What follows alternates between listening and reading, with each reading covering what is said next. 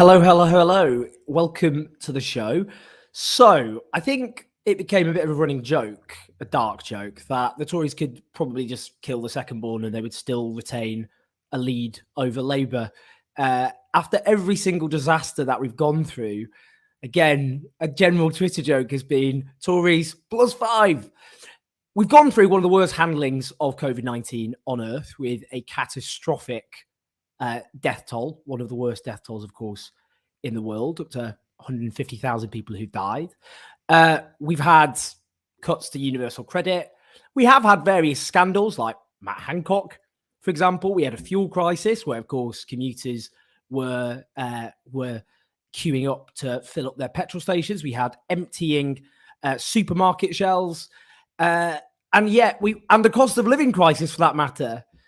We've already gone through the longest squeeze in living standards since the Napoleonic War. But again, people's living standards squeezed. And yet the Tories have retained a sustained polling lead over the Labour Party until potentially now. I say potentially now because what matters is the polling average. And the polling average has still had the Tories ahead. But we've now had polls which show the Tories who are now behind Labour, including up to 6 points behind. Let's have a look quickly, actually, at some of the polling which has come out. So we've got one poll which shows Labour 1 point ahead, and another poll that shows Labour 6 points ahead. Now, again, given the Tories have had very sustained polling leads. Here we go. So that would still show, by the way, I mean, just shows how first past the post works. That would still have the Tories ahead on seats, even if Labour on 37, the Tories on 36. And let's have a look at the other poll. Yeah, that's Labour on 40%. Bear in mind, 40% is what Labour got in 2017, though, of course, the Tories got higher. And that would actually show Labour ahead. But even with a 6-point lead, by the way, again, and this just shows how the electoral geography benefits the Tories, that would still be a hung parliament with Labour as the biggest single party. They would be able to form a government in those circumstances, though they would have to rely on the other parties. So even with a 6-point lead, they're not even home and dry in those circumstances. But nonetheless, that is a polling lead. Let's have a look at a couple of the front pages. Now, Jennifer Arcuri, here she is, how Johnson pledged help for my business to win my love, allegedly had an affair, of course, with Jennifer Arcuri, and she suggested that came, and we'll talk about this, when he was mayor of London, that he used the office in attempt to support her business interest to win her love. Have a look at another story, which is about Jacob Rees-Mogg. Did he break rules by not declaring £6 million of cheap loans? He is the first Tory cabinet minister to be dragged into this, and we should keep calling it, of course, corruption scandal. That's what we're talking about. Now, we've got some brilliant guests. I'm not going to speak much longer, but what is interesting, of course, is with the Owen Paterson affair, where you had a Tory backbencher, of course, who was found to have broken the rules, and then the government intervened on his behalf to change the rules to defend him. In the end, of course, the backlash was so huge that he ended up resigning as a member of parliament, which will trigger a coming by-election. But that's now led to a focus on so-called second jobs that MPs have. Now, in the case of the Conservatives, that's a quarter of Tory MPs have so-called second jobs. It should be noted with the Labour Party, it's only 3. And when we talk about these second jobs, there's one example, there's a practicing doctor who's a Labour MP, which is very different from the jobs that the Conservatives have had. We're not going to let Labour off the hook in the show, by the way, in case you think we are, but there is a very clear distinction. There's a big difference between the two. Now, I wrote a column last week about this so-called second jobs framing, because I think one of the problems with it is it suggests being an MP is a job. It isn't. It's a service. It's a public service. It was actually the case that MPs weren't paid originally for being MPs, which was very bad, because that meant that people of means could afford to stand, but working class people could not. So Labour was at the forefront of arguing that MPs should be paid. And in 1911, the first allowance was introduced. But now, if you're an MP, a backbench MP, that puts you in the top 5% by earners. And also, about 3 times the median wage. So let's not pretend that being an MP leaves you hard up. What happens a lot with particularly Tory MPs is they rub shoulders with the great and the good, whose salaries have exploded over the years, thanks partly to their Tory policies. Tory MPs resent that. They rub shoulders with people who can shell out to send all their kids to private schools without even blinking, just pocket money essentially.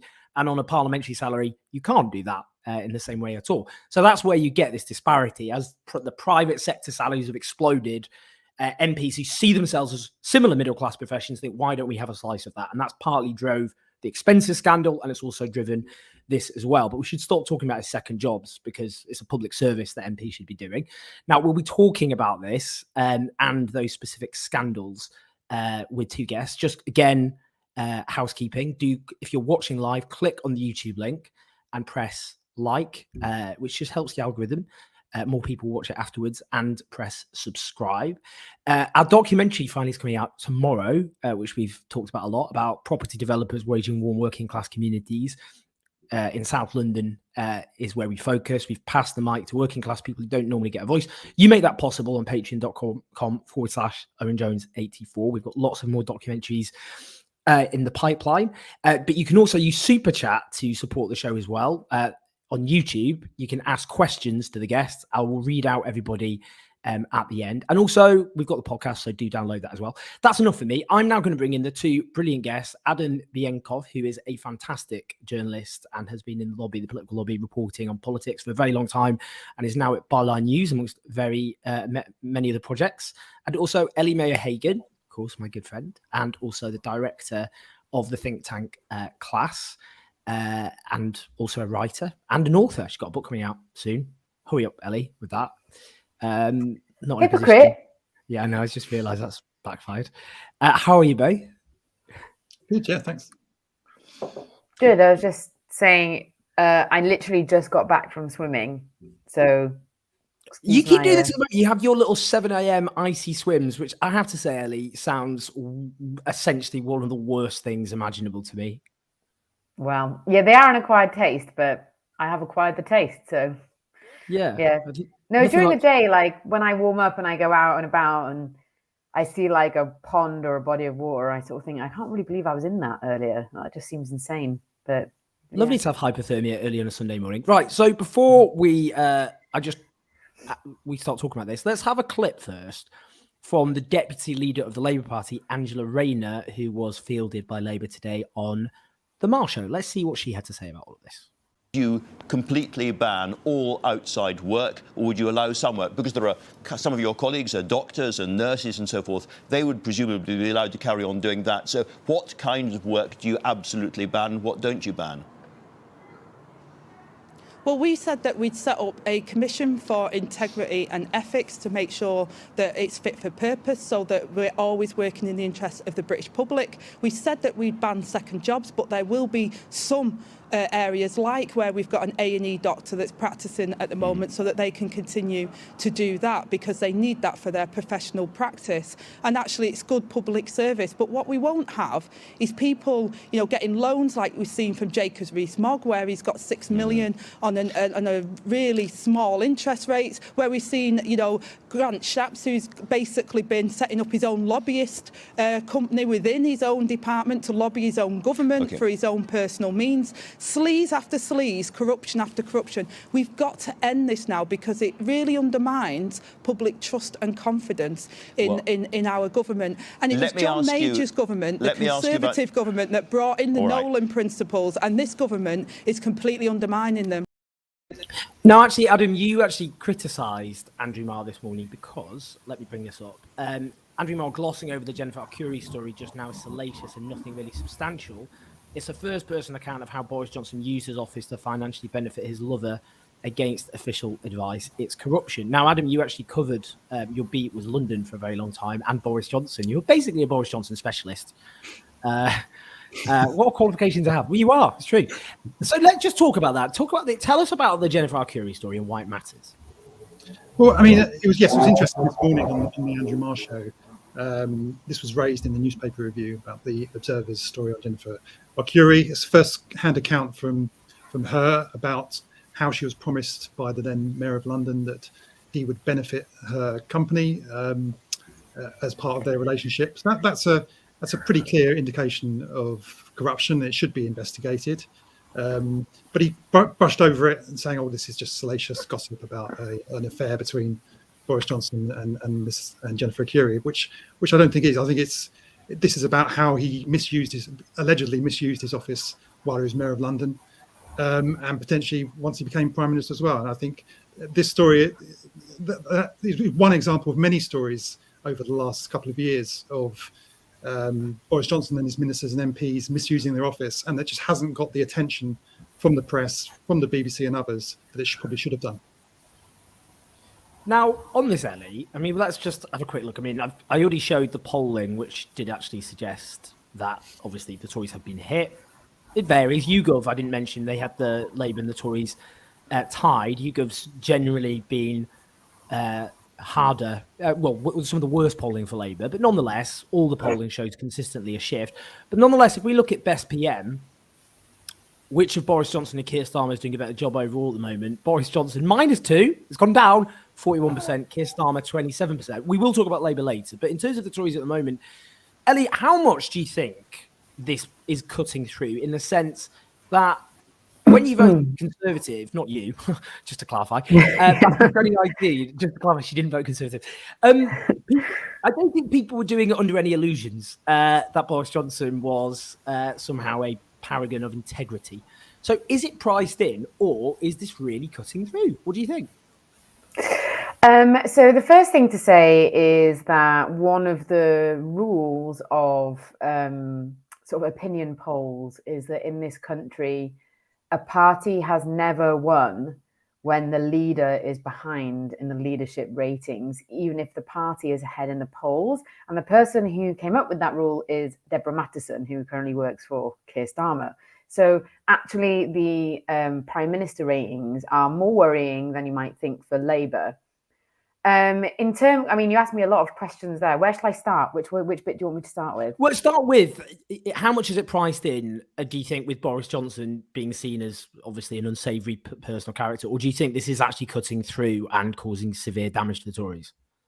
So I did some research running up to the 2019 general election and after the election, and what we found was that people before the election was sort of appalled by having to choose between Jeremy Corbyn and Boris Johnson, neither of whom they liked. By the way, I'm just before I get any hate about that, I'm just reiterating what I heard in those focus groups. I'm not sharing my own opinion.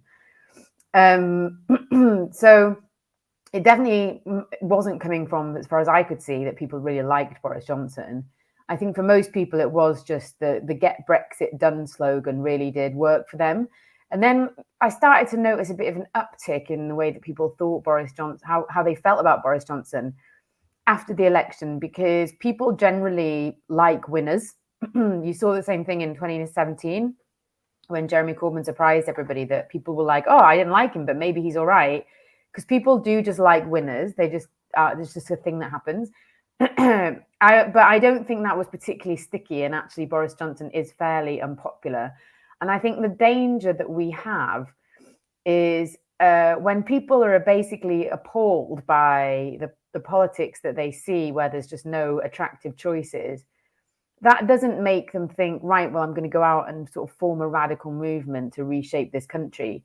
It makes them cynical, and it makes them sort of check out of politics. And usually that really helps, ironically, charlatans like Boris Johnson rather than the left.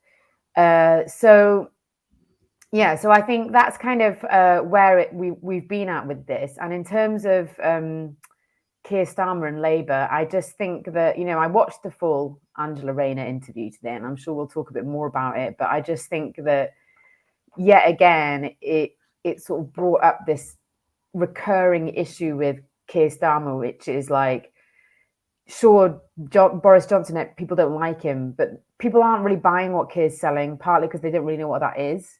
And I think while the lead, I think, is real, the question is whether it can be built upon and whether it can be a sustained lead. And I don't think it will be unless things change, Labour changes the way it's doing things.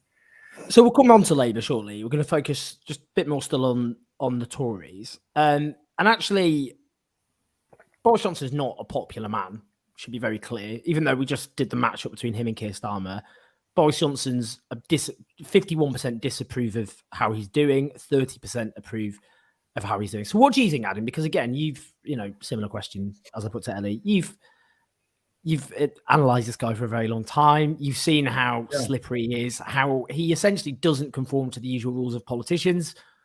I mean, he's a guy who's been sacked twice for lying. The normal scandals which would destroy the politicians haven't destroyed him. So how much is this sticking, do you think? Well, I think, you wouldn't have lost much. It's lost if you bet on Boris Johnson making comeback, you're going to win the bet normally. But actually, I mean, looking at these poll numbers, I mean, historically, it doesn't look great for Labour. I mean, if you look at Jeremy Corbyn, Labour had long sustained periods of poll leads over Theresa May. And Ed Miliband as well had even longer periods of sustained poll leads, sometimes much bigger than what we're seeing from Labour now. And ultimately, it didn't lead to a landslide victory for Labour in the polls, because ultimately people would prefer to have David Cameron and prefer to have Boris Johnson than they did to Ed Miliband and Jeremy Corbyn. And I think the risk for Labour is that we probably see a similar result possibly see a similar result at the next election. Where this is dangerous for the government is that it does seem to be sort of going beyond the sort of headline voting intentions to actually damaging Boris Johnson's personal brand. And where I think it is particularly dangerous for Boris Johnson is that a lot of these scandals, whereas in the past with David Cameron, he was hit by the expenses crisis, but that didn't sort of directly hit him personally. Whereas a lot of these scandals and allegations of corruption actually do directly affect Boris Johnson, and they go to the heart of his character.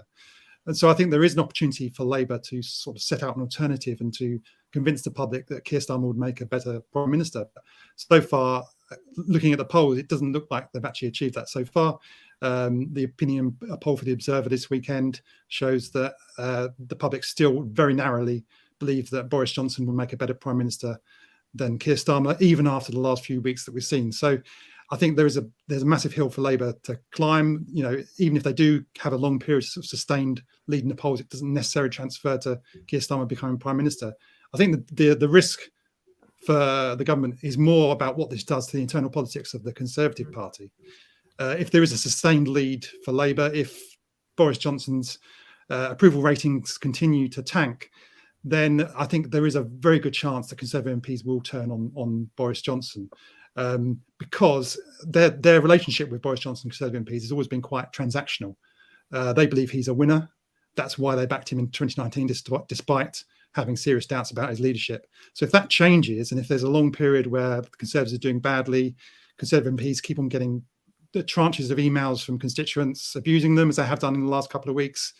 If Boris Johnson brings in new legislation restricting second jobs for MPs, which we know would adversely affect about a quarter of Conservative MPs, if all of those things happen, which there's a good chance at least some of them will, then we could see things starting to go south for Boris Johnson in terms of his leadership of the party. But I think that's the bigger threat to the Conservatives, rather than sort of Labour sort of storming to a landslide victory in the next election. And on that, actually, just to bring up some polling evidence to back up what Adam was just saying, it is true that if, for example, if we look at Boris Johnson's personal Prime Minister ministerial popularity, if you compare him to other previous Prime Ministers, Blair, Brown, Cameron and May, actually he's never been as popular as they were when they were popular. So at the height of their popularity, and he is unpopular deeply unpopular according to the polling in its own right. But equally, the pre-2015 polling, now Adam says that Labour have been ahead often in midterms. That is actually what you'd expect. People forget. Yes. In midterms, the opposition is ahead in polling. Michael Foot was often ahead in polling for long sustained periods, including very big poll leads, by the way, ended in the 1983 landslide defeat. Neil Kinnock was ahead, again, often dramatically ahead, lost both in 1987 and in 1992. If we look at pre-2015 polling under Ed Miliband, we've got a graph up for those listening to the podcast, and it shows that Labour was almost always ahead under Ed Miliband before the 2015 election. the polling methodology was changed after that election, so there's that caveat, but nonetheless, it doesn't account for all of that lead. And before the 2019 election, between 2017 and 2019, Labour was ahead, not very much, but it was ahead for the months after the 2017 election. And then they were roughly tied. I mean, it was for almost that entire parliament, Labour and the Tories were tied. Their polling collapsed, both of them at the same time, around the Brexit deadline that didn't happen at the end of March. Then the Tories recouped their support and Labour didn't to the same degree. That's what happened. But what that shows is polling, Labour is expected to be ahead. So actually you get a lot of people go, yeah, Labour are ahead. And then, all the people who doubted Starmer have been disproven wrong, when actually, historically, this is terrible polling. So Ellie, I mean, on that, what do you think in terms of what Labour at the moment, in terms of their messaging, not always the clearest messaging, even though the grown-ups back in the room. But what do you think of their messaging? What are the kind of key, because you are getting the one rule for politicians, one rule for everybody else, which is actually good messaging, isn't it? I mean, that is being used, but just as a caveat, in the Times, I'll just put this to you, Ellie, because you're very good at framing and communications and what cuts through. Adam, 37, a sales manager, identified a theme that Labour sought to exploit. It's one rule for politicians and one rule for the rest of us. Do as I say, not as I do. They're completely out of touch from the normal person on the street. Fiery stuff. Then he says, however, Adam said he would still vote Tory, adding it hasn't changed anything for me. What do you think of that? Well, I think so. There's a guy called Frank Luntz, who's an American. I can't remember. He's a very right wing. I can't remember who he worked for, but he is very talented at this comms research. And he did a lot of research into the British public for the Centre for Policy Studies. And he found that 2/3 of people in this country say that the opinion that they share the most when they think of politicians is fuck them all.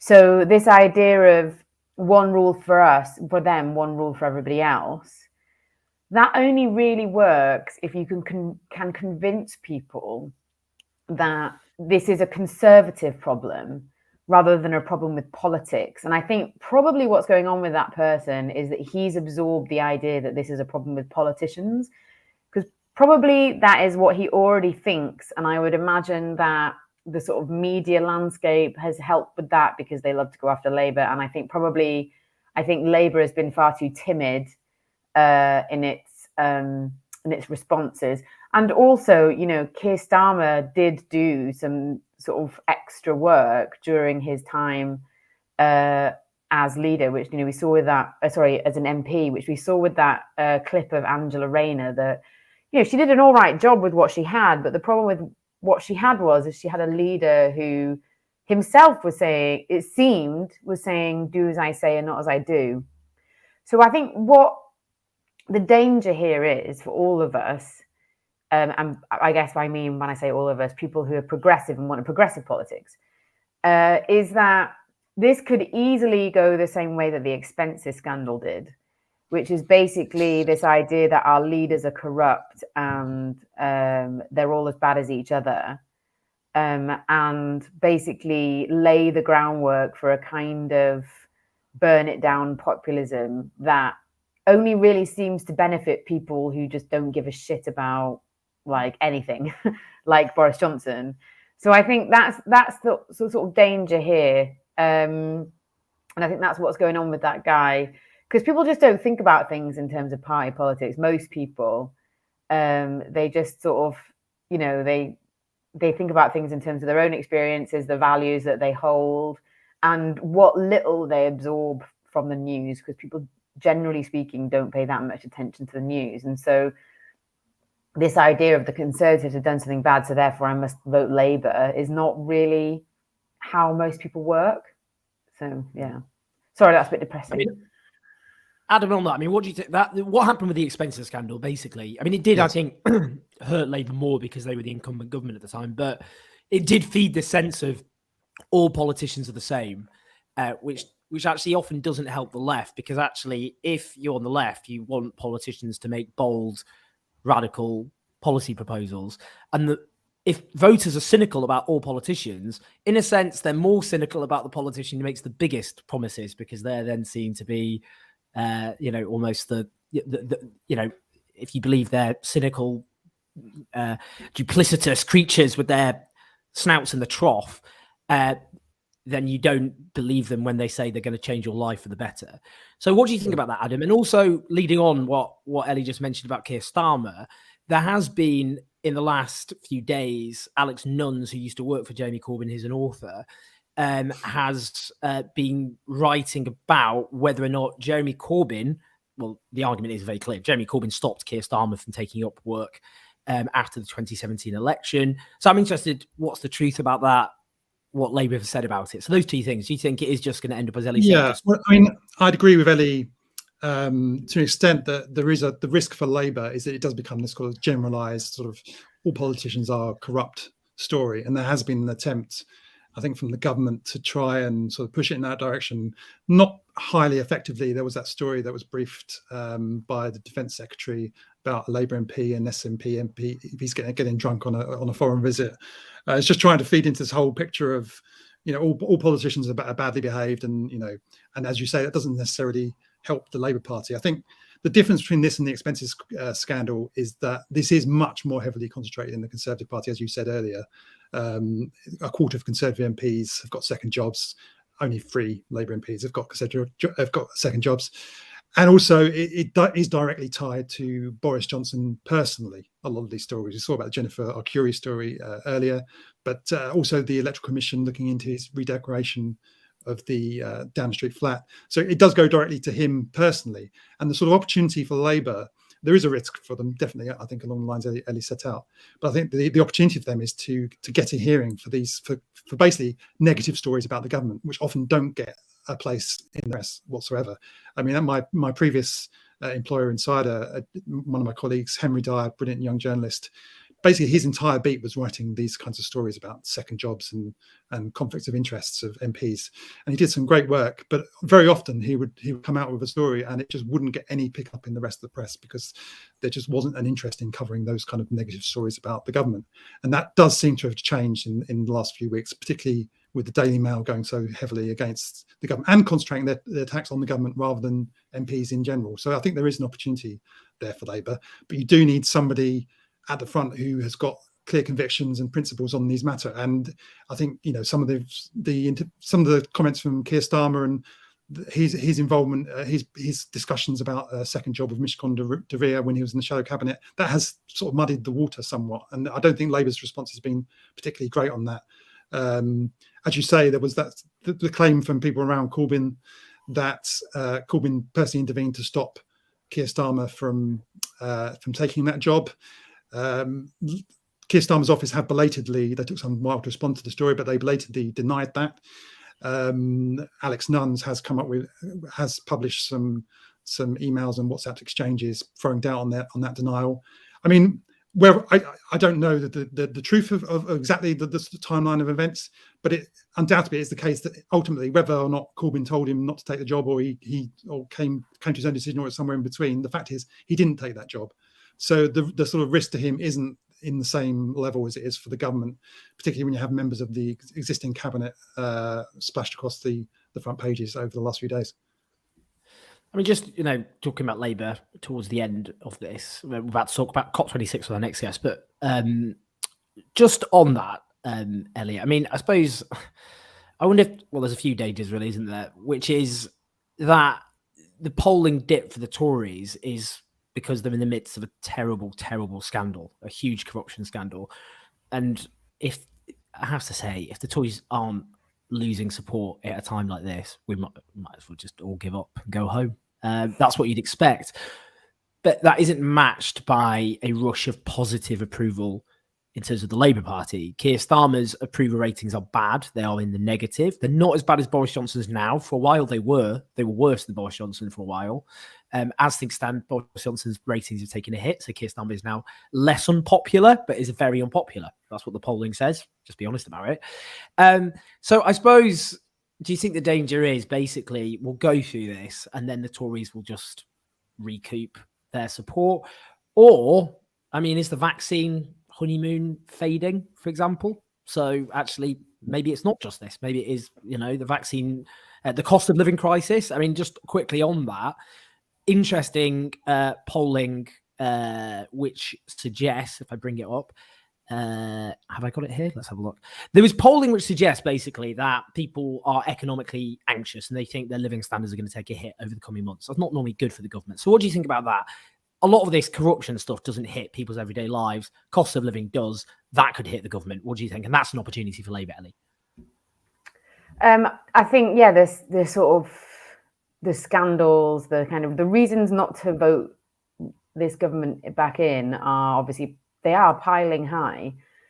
But I do believe that people will never sort of flock to Labour in the numbers that they need to in order for us to have a Labour-led government, because Labour might even have to go into coalition with the SNP, even if they do end up winning loads of seats. They will never be a Labour-led government, I don't think, unless they can actually give people a reason to vote for them, rather than just hope that the Tories sort of default on the election. So, and I think part of that is because we rely on a voter group that is less keen on voting, they're not as frequent a voters. Like the Conservatives rely on property owning pensioners, so with social conservative values, like that's their base, and that base will turn out for them. They vote in high numbers. We need people who are who earn less, who work long hours, who are younger, and those are groups that historically don't turn out unless you give them a reason to. So I think that is the ultimately, I just don't see any of it being solved until Labour can actually explain why people should vote for them. And I think one thing I've been feeling quite despairing about is that Labour does have a lot of really great policies. So they want to spend 28 billion a year on fixing climate change, which would make us a world leader in climate change. So NEF think tank says that we need 30 billion a year. So they're only a couple of billion short. I don't know why they chose to go 2 billion lower, but whatever, it's like pretty close, which is huge, which is really important and really great. So there actually are great things that they're doing, but it's just not coming together into this vision of like why to vote for them. Whereas like conversely, the Tories, especially in 2019, had nothing. They had no reason to vote for them, but they managed to like tap into something. They managed to create something, and I think it's that's Labour struggling with. And there's been points in this last couple of years where I've thought about, if I wasn't on the left, if I wasn't involved in politics for a living, I am a member of the party. If I wasn't a member of the party, would I vote Labour? And I actually think that I would either vote Tory or not vote, because at times it has felt like there is only one political party in this country, because the government, it's like a combination of the government being so domineering because they're such a campaigning heavy government, versus like the total absence of the Labour Party, that it was actually hard to to think that you're actually choosing between two parties. It kind of felt like choosing the government or just opting out. And I think what's happened during this scandal is that Labour have gone a bit emboldened. Like, it is really good to see them use words like corruption. So they have sort of softly kind of come out a little bit, and they are attacking. And to be fair to them, they have been going on the sleaze angle for a while. So they're feeling a bit confident that finally the thing that they've been talking about is actually starting to come to fruition. So I think they have actually managed to kind of demonstrate, look, we're here and we have a different way of doing things. But I think that they just need to go harder and for longer on that, because otherwise I do think that there's a danger of things slipping back to the way they were. Because, I know that you remember after the 2019 election, there was a lot of like, well, we all thought that we were just going to be sort of staring down the barrel of like Conservative hegemony for the next 4 years. And I'm not saying that's changed, but none of us could have anticipated that, like, as you wrote in your book, Owen, that just like a few weeks later that there would be the beginnings of a global pandemic. You know what I mean? So like events are going to happen after this point. And, it's not just going to be the case that this scandal is going to go away and then the polls are going to stay the same. There's going to be big events coming up in the next couple of years that will be opportunities for the Conservatives to like take back the narrative. And so that's why I say like it's the keeping up the heat and like turning up the heat even on the Conservatives and like hammering away at it, but also saying this is what Britain would look like if we ran the country. Because I think unless they can do that consistently, then like things may just slip back, or this will be overtaken by another story where the Conservatives may well end up sort of dominating the narrative once again, because they are better at doing that, unfortunately. I've mentioned the polling before, just bring up the polling, which just showed economic predictions for the next year, asking people, they think 90% think the amount you pay on monthly bills and other regular outgoings will go up, 82% think the rate of inflation will go up, 77% think the taxes you pay will go up, 70% think mortgage interest rates will go up. So people are very pessimistic about their future prospects. So that might have an impact. Just quickly, as we've overrun, I need to bring in next brilliant guest shortly, Kumi Naidoo, to talk about COP26. Before I just quickly do that, Adam, do you think actually, in a way, if you were a Tory MP and being quite cynical about it, you could go, well, we'll take a hit. We might have bad polling for a little while. That will make Labour MPs and shadow ministers, who, I'm just going to be honest, think Keir Starmer is a dud. They don't think he's going to form a government. They just don't. People, if you talk to Labour MPs privately, generally very pessimistic and cynical about his leadership, even if they're not publicly so. He's had a very easy ride from his Labour MPs publicly compared to any other leader since Tony Blair. But I mean, this will actually help keep him in place and makes it more likely he'll lead Labour into the next election. And no leader has ever won an election with the polling that Labour currently has. Yes, I mean, well, if you talk to Conservative MPs, it's certainly the case that they are not worried about the prospect of Keir Starmer leading Labour Party to a landslide victory against them. They're not scared of Keir Starmer. They don't. He's not highly rated among Conservative MPs or among people around Boris Johnson in Downing Street. I mean, I think overall they probably rate him higher than they did Jeremy Corbyn, but they're not frightened of the prospect of him winning a next general election. So I think overall Conservative MPs are not terrified of their electoral prospects, but they are worried about the abuse and the sort of reaction they're getting from this current scandal. And a lot of them are worried that potentially they're going to be forced to lose their second jobs and it can hurt their own income. And there is a constituency within the Conservative Party of former ministers or ministers whose careers have not flourished under Boris Johnson, who are quite dangerous to his future and have nothing really to gain, nothing really to lose from trying to topple Boris Johnson. People like Gavin Williamson, for instance, who the Sunday Mirror reports today is leading a lot of these attempts to sort of unseat Boris Johnson. So I think, no, they're not particularly worried about Labour at the moment. That could change if the polls massively shift towards Labour. It could happen. But I think the Boris Johnson faces problems both within his party. The problems he faces within his party are actually probably greater than the problems he faces from the opposition. Adam and Ellie, you've both been absolutely fantastic. We covered a huge amount of ground there, but that was absolutely brilliant.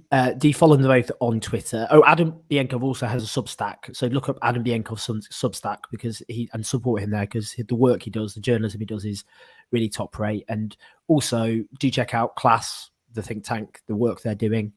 Classonline.org.uk, I think, isn't it? Is that right? Mm-hmm. Yeah. We've got a project coming out soon that is going to give you a tool that you can put your details about your working life in, and it will tell you how insecure your working life is and how precarious it is compared to the wider economy, and it will tell you the rights that you're missing at work and basically how you could get those rights back.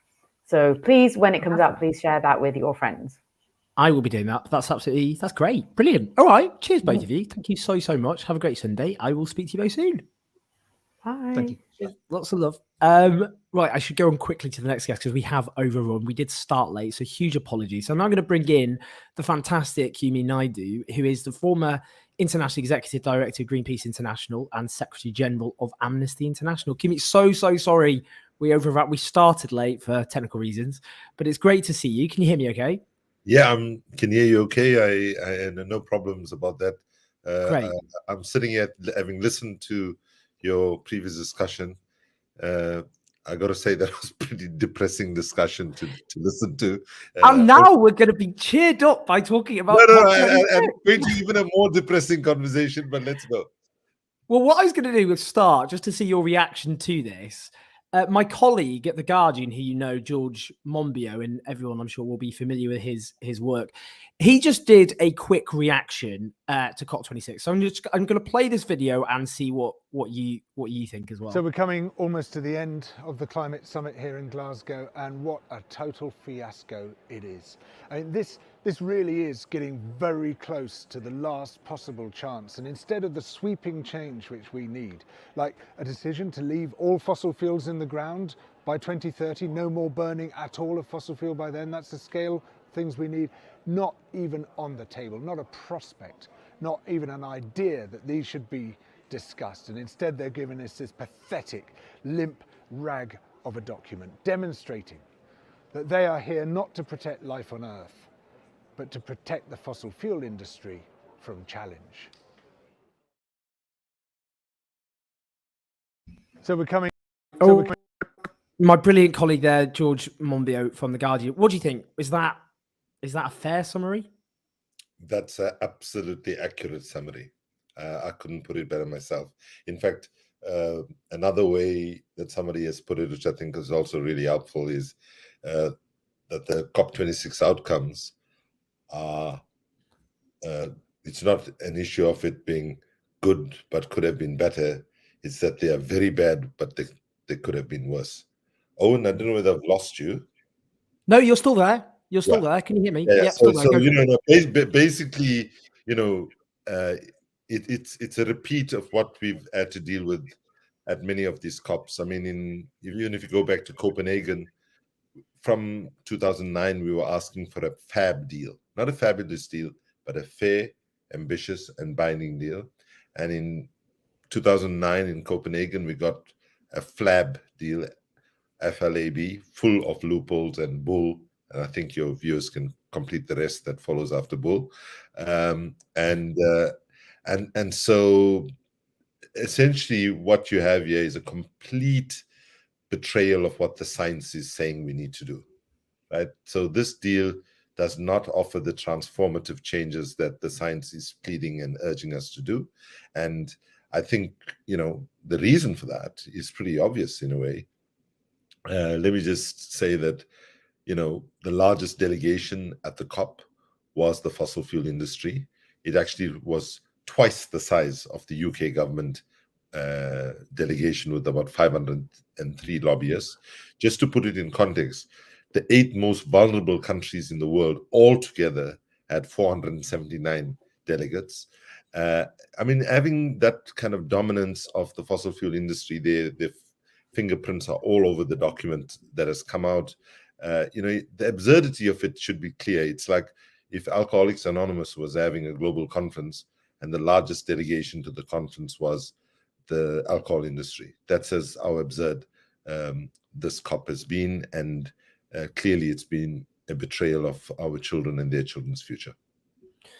What do you say to those who say this was, again, in terms of the global north, the role of the global north at the expense of the rest of humanity, and this was, again, the global north protecting their interests over those of the world as a whole? What would you say to that?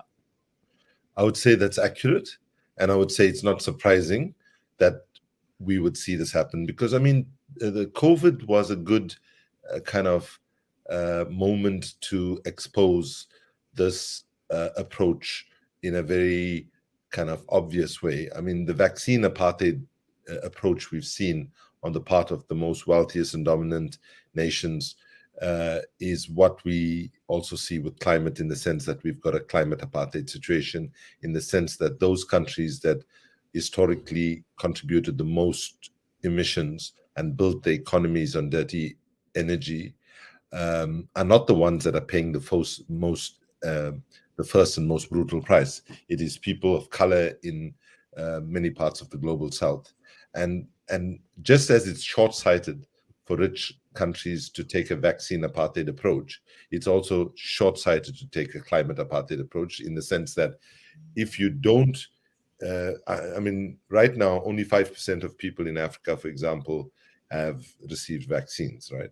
So you're leaving Africa with a possibility of becoming a variant factory, which eventually, potentially, would generate variants that would not be treatable with the current crop of vaccines. Similarly, with climate, yes, it's true that people in poor countries that contributed the least to the problem are suffering now and will suffer more.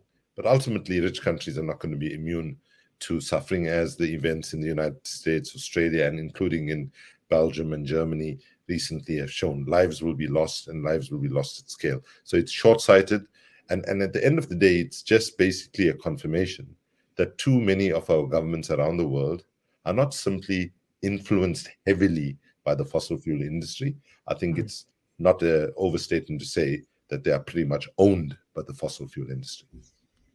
And just in terms of some of the, Michael Jacobs, who is a professor of political economy at the University of Sheffield, has done this, a thread of the lowlights. And he says, for example, the agreement instructs countries to come back in 2022 with strengthened emissions reductions commitments. There'd been hopes that would happen here, but that hasn't proved possible. Almost all major countries had already announced their nationally determined contributions before COP26. They were not able to revise them here.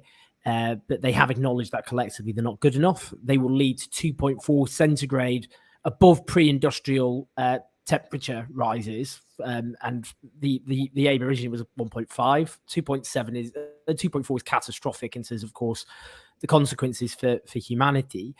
On finance, developing countries want one demand but not others. The agreement requires rich countries to at least double funds for adaptation, i.e. coping with present climate change. Where do we go from here?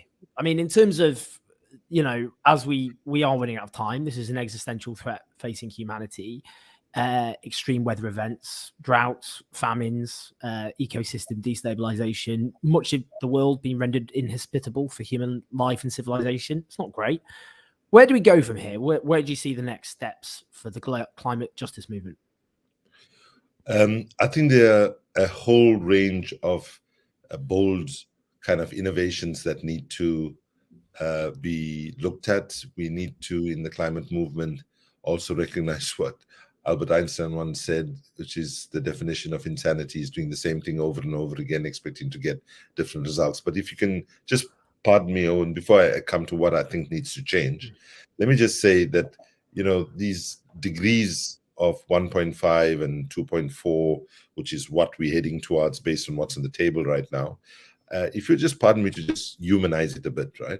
So in 2015, people in the Pacific were chanting 1.5 to stay alive. That was in like July of 2015, 1.5 to stay alive, because that is what is at stake. If we don't keep it below 1.5, and by the way, the UK government knows it, Europe knows it, the US knows it, China knows it, India knows it, all the dominant countries in the G20 know it.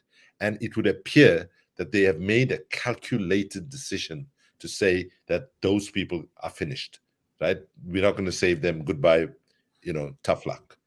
And now what people in the Pacific anyway are chanting is 1.5, we might survive. Because bear in mind, we are already, from the start of the industrial period till now, we are already at 1.1 and fast getting to 1.2.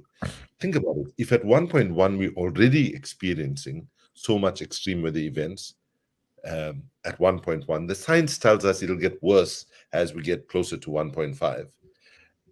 But how worse it'll get is unclear, right? So there's a lot at stake with regard to these degrees. They're not just some sort of thing that the science sucked out. People are suffering now at 1.1, and some nations will not make it even if we keep it to 1.5, or will suffer tremendously. So let's know that anything above 1.5 is saying we are writing off countries, because and the only reason those of us in the global south can see that it's so easy to do that is because people of color live there and there are no resources that the dominant nations of the world needs. In terms of the money, yes, they've been talking about getting closer to the 100 million and so on in the Green Climate Fund. But please remind ourselves that this commitment was made in 2009, that by 2020, these resources will be there to help with adaptation, to make sure that poor countries don't follow the same route that rich countries follow to build their economies. Now, for those of us in the climate movement, we have, this has to be also a sort of a moment of deep reflection. And I want to suggest some of the things that need to change. One is, I think that the discourse and the narratives, even though it's changing in a positive direction, it still needs to be much more human-centric than it's been, right? I think historically, Western environmentalism, for example, was uncomfortable with even using the term climate justice. They were uncomfortable with making the linkage between equity and sustainability. And that needs to be intensively. It has to be about water, about food, about soil, about habitat, and so on. And to be fair, and by the way, I've made all of these mistakes myself, so it's not being critical to anybody else other than a self-critical comment. Climate activism is most difficult because the nature of it is very complicated. If you say there are more typhoons or more hurricanes, then there'll always be somebody who will say, well, we've always had hurricanes and typhoons. But, we need to be able to show that the intensity, the frequency, the scale of it is just way off the charts, right? So the second thing is we have to be able to communicate in a less jargonistic and less ritualistic way. One of the pieces of work that I'm working on right now with for example, with Olafur Eliasson, the artist based in Berlin from Iceland, who's brilliant, as many of your viewers will know, is to bring the world of arts and culture closer together so that we can communicate in a more human-centric way. Then we also have to recognize that given the way that the fossil fuel industry has dominated and have held back progress and have lied and so on, I think right now there's no question that every fossil fuel infrastructure that exists in the world is a legitimate target for peaceful civil disobedience. And I think that unless we find the right balance between civil disobedience on the one hand, but also building bridges with those that disagree with us on the other. And let me just stop there and make this point. Activism cannot be simply kind of consolidating and organizing the people that agree with you already. If that is our definition of activism, then we are being lazy.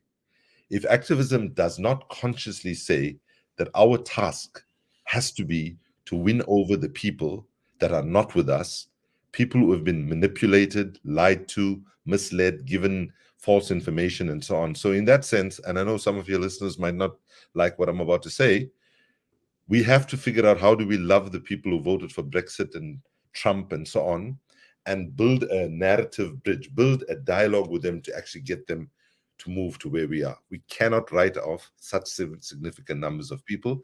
And I think the challenge here is, how do you deal with the contradiction? How do you deal on the one hand of needing to intensify civil disobedience, but on the other hand, also consciously trying to win people whose own interests, clearly, their children's interests are as much at stake as the children of people who are progressive.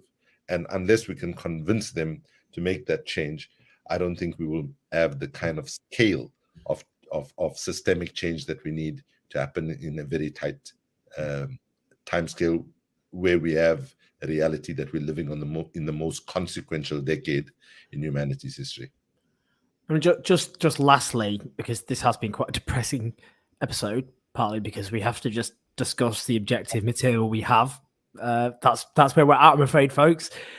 Is there what grounds for optimism do you have? Where in and this is an existential threat facing our species, so it's pretty bleak, but where do you see some optimism for those of us who want drastic action to deal with the emergency?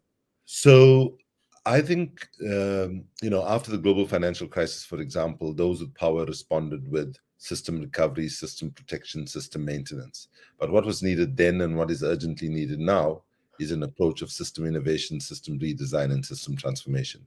I've been an activist for more than 4 decades, since 15 years old in the anti-apartheid movement.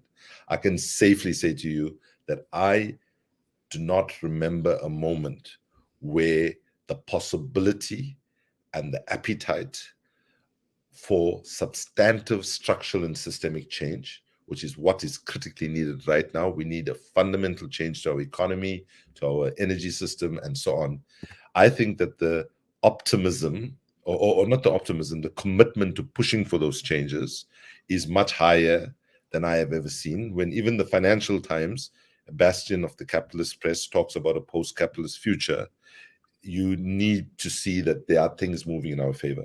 And the thing that gives me hope is the energy and the capability and the creativity of young people who have, in the last couple of years, entered the struggle with so much of gusto. They've been around for a while, but they've captured it. And they are saying to themselves and to the world, we refuse to accept that young people are leaders of tomorrow, as is often said, and they are seeking to take leadership right now. And I think that we are not that far away from a tipping point of public opinion moving in a direction where political leaders will not be able to act with the level of cognitive dissonance and denial about how close to the climate cliff we are. So I say to young people, to their allies who are older, like myself, and so on, is to say, yes, let's take this weekend to mourn that we didn't achieve what we achieved, but come Monday morning, we roll up our sleeves again and we intensify our resistance. We ask ourselves what we need to do differently, what we need to stop doing, what do we need to start doing, what do we continue doing, but do it in a different way. But there's no benefit in embracing a pessimistic mood. And I'll just end by saying that we must remind ourselves that the pessimism of our analysis can best be overcome by the optimism of our creativity and our action. And that's what, come Monday, I would urge all of us. We are back in the front lines. We're back pushing to actually win a fight that we don't have an option but to win. As Antonio Gramsci put it, pessimism of the intellect, optimism of the will. It's been a huge honor to have your insights and your wisdom.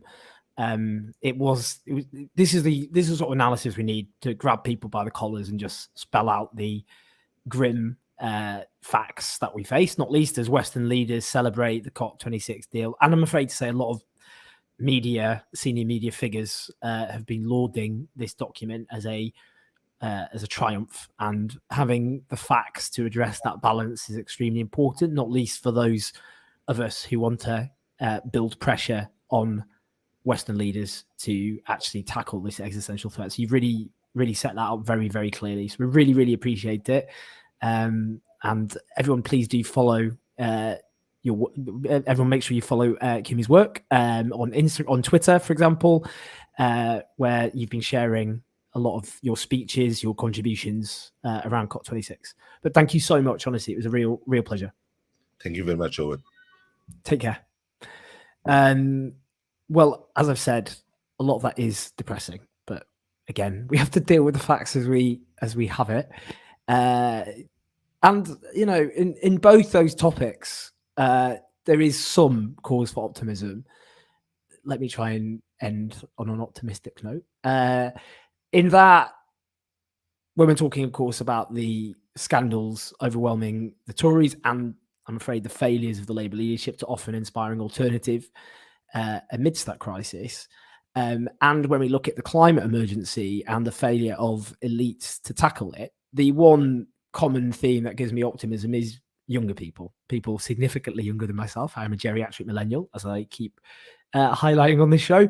But I do think younger people involved in political struggle, whether it be climate justice, whether it be, for example, Black Lives Matter, LGBTQ rights, economic justice, younger people who have suffered the brunt, of course, of the financial crash, the attempt, which was called austerity, to make the majority pay for that financial crash rather than the elites who caused it. The pandemic, again, the social and economic dislocation that younger people have faced. And of course, the climate emergency. It will be today's young who suffer the worst brunt. But younger people are showing leadership on so many different issues. and frankly, making up for the terrible failures of generations older than them. That does give me a lot of hope. Just finally, it's Remembrance Sunday. So I think it should, on Remembrance Sunday, we all think of often personal connections to the conflicts of the past. I think of my granddad, who was born in 1895, bizarrely enough, and died in 1951 at sea. He was in the Merchant Navy, which had the second worst attrition after the RAF in World War II. Kept, of course, Britain from being starved to death during World War II. He was bombed twice. His boat was sank twice at sea. I've got pictures of him on an open boat.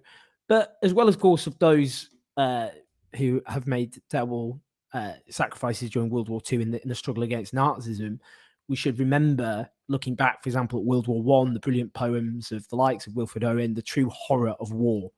And in that war, when working class men across Europe were sent to kill each other in a war which then shaped and determined many of the horrors of the 20th century, and we still live in the shadow of the First World War in some ways and the consequences of World War I, that we remember those who suffer because of continued wars, including wars which our own governments are directly complicit in. And I think of Yemen at the moment, which is the worst humanitarian crisis on earth, bombed by a Saudi-led coalition, armed to the teeth by our own government. And we remember all of those because it is important to remember the struggle and sacrifice of people who did die in what was a just war against Nazism, as well as we remember those who were sent to die in terrible and just wars. And that isn't to belittle or undermine their suffering, far from it. It's to remember it and put it in its proper context, and to remember those brown and black people across the world who are killed often by Western-led violence. And on a day like this, we shouldn't think that violence, of course, has borders. It doesn't. We have to remember all of those victims, including those who die in wars which can be stopped. War is not something to glorify. It's something to resist. And we learn from our history by not glorifying that violence, but by remembering its true horror, the true horror of war. War is hell, and so on. Anyway, we're going to end on that note. We do have a documentary coming out tomorrow, so do check it out. I think it'll go live in the afternoon. Really proud of this one. It's, as I've said, it's about property developers in South London waging war on working class communities. And it really shows, again, how working class communities have been told over the years that their real enemies are migrants and refugees, when actually you can see these big vested interests who are destroying these communities, in this case in Nine Elms in South London. And it's focusing on one community, but it has lessons, of course, for the country as a whole, and how housing has been financialized and commodified, and it's not about people's needs, but it's about property speculation and what that means for people's everyday lives, their insecurity, inability to set down roots. We're very proud of it, as I said, so do check it out when it comes out. And that was made possible by your support on patreon.com/OwenJones84. A team on union wages makes those films, including our Tory conference video, our Labour conference video, the videos we've done across the country over the last few months, the documentaries about COVID. You all made that possible, so thank you. Do, as I've said, press like, do subscribe. We've got the documentary and interviews coming up next week, and we are back. I am going to Portugal next weekend, but we'll make it work. I'll just be live from the Portuguese countryside. It's only the second time I've been abroad in about 2.5 years, so I'm very excited about that. But that's all for me. Hope you're all doing very well this Sunday. Thanks to our fantastic guests. Lots of love, everyone, and I will see you soon.